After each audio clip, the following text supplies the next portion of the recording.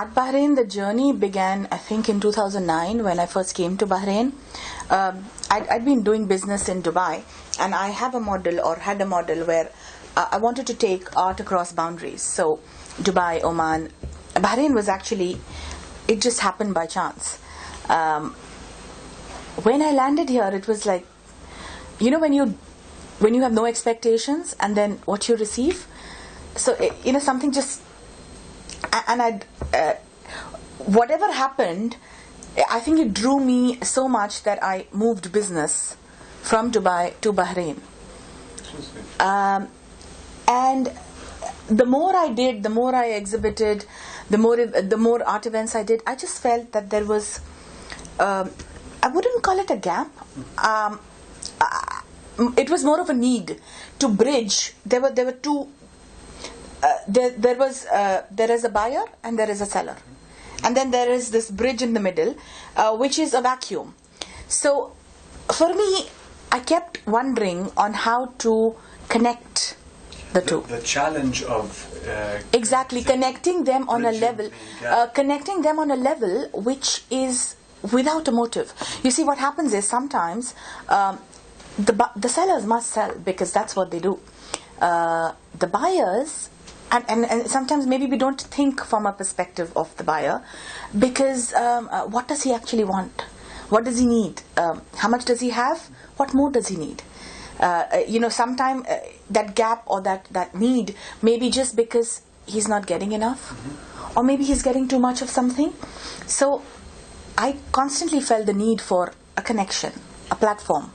When I said my own company is called Art Select. And in a very novice way, I used to always say that we are an organization for the people, by the people. Now, the reason is not to sound communist or anything like that, but like I said, the buyers or the investors, if you will, we somehow lose perspective of that. We somehow begin our journey. Our journey is, I have a product which I need to sell. Art is unfortunately not a product. Like you very rightly said, culture came to Bahrain much before it came to anywhere in the Gulf. Bahrainis don't acquire culture, they have it in them. Every Bahraini, in his own way, whether this be a passion of his or not, has basic etiquette and culture. So culture, that angle is already taken care of. As far as the business is concerned, art has always been an investment. If you look back European history, if you look back history within India, Asia, the families have always invested in art and antiques. Today, it has taken a more dynamic turn with the onset of auction houses, with the onset of bankers recommending art as investments to their clients, and actually investing in it themselves. Now, this is something I wanted to establish here as well, because in my opinion, art is an asset class. Art is invaluable. In fact, contrary to whatever belief, I personally feel that art is actually an asset class which is incomparable to any other asset class. Yes, there is real estate, mashallah. Okay, you buy, but then it's far away from you, right? It's not adding anything to you. But when you're bringing a piece of art home, it's adding. It becomes a part of your life. There are collectors who have the most amazing collections who will not let go of them for anything. Now that is their wealth. You can consider it as part of your portfolio, as in. Absolutely. I mean, it's. In fact, I always encourage people that investing in art is the way forward, and that could be anything. Investing in your own art, investing in your own culture, investing in international art, wherever your interest takes you. According to me, every I don't know whether money is the right word to use. Every move made to purchase art should be as an investment, and really it's not subject to 500,000 dinars. Art investment could begin as something as small as 3,000, 4,000 dinars. That's how your portfolio grows. Like any other investment, there may be no need for you to realize it, but the fact that it can realize, that's the objective. see, our main objective when we set out with Artbahrain was, as you see, our tagline is create, connect and inspire. So we basically wanted to create a platform that would connect buyers, sellers and artists together on a common platform, and then inspire them to take it further. There are no guiding forces here. Definitely our aim is being someone who has been taking Asian and Middle Eastern art all over the Gulf and to the UK. I used to be surprised to see the kind of reaction some of our local Bahraini artists have got. And the people would go up to them and say, come up to me and say that, oh, where is this artist from? Now, that led to my second need, to make the people aware of what our artists here do. Mashallah, they produce some very, very work, not only incredible work, but contemporary, modern work. So their thought process needs to be communicated to the world outside. At the same time, the world outside must see inside. So we're trying to build bridges. We're trying to build associations. We're trying to let people of a common thought process actually intermingle with each other and develop their own ties. I have always believed trade of any nature is growth. When I use the term trade, I do not mean to diminish the value of culture. I think it is an add-on to culture, because the cycle of trade is extremely important for everybody involved. For that artist who is sitting in his studio and creating endlessly, putting in all his efforts and energy in that work of art, to see it go up, be appreciated, and then actually realize that sale to him is his achievement. Is the realization of his effort, and is the impetus for him to just keep moving, go that way forward. That's as far as the business is concerned. And I've always said, with the limited experience that I have, business of art, I understand. As far as education is concerned, I think the reason why we are all here is because a basic education is very, very important. Today, with the kind of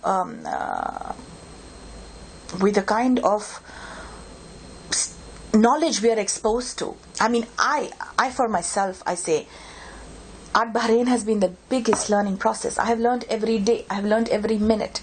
I have learned from my artists and how they have come together. I have learned from the galleries. I mean, we have today with Artbahrain, we have 19 countries who are participating, 21 galleries. This is our first edition. So, I have learned from them how to have faith in a belief.